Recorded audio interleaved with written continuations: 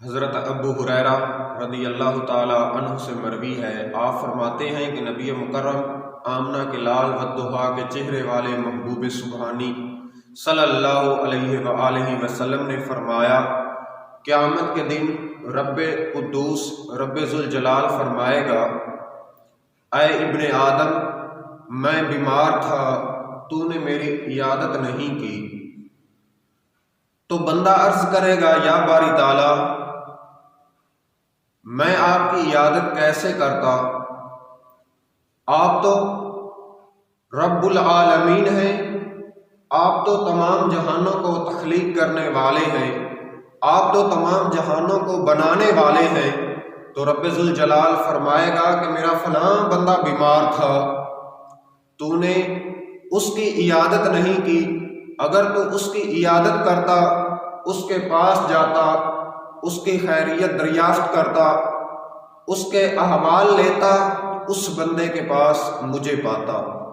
ایسے ہی رب ذوالجلال ابن آدم سے فرمائے گا کہ اے ابن آدم، میں نے تجھ سے کھانا مانگا لیکن تو نے مجھے کھانا نہیں دیا۔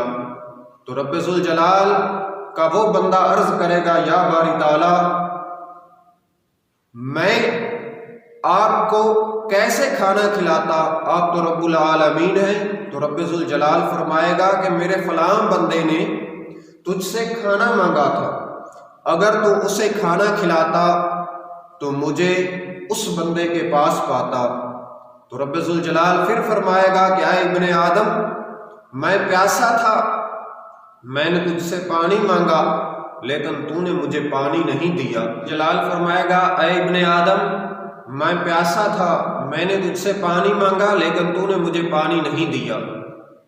تو بندہ عرض کرے گا، یا باری تعالیٰ، تو رب العالمین ہے، تو ان دونوں جہانوں کو بنانے والا ہے، تو تمام انسانیت کو، حیوانات کو، نباتات کو، جمادات کو تخلیق کرنے والا ہے، میں تجھے کیسے پانی پلاتا؟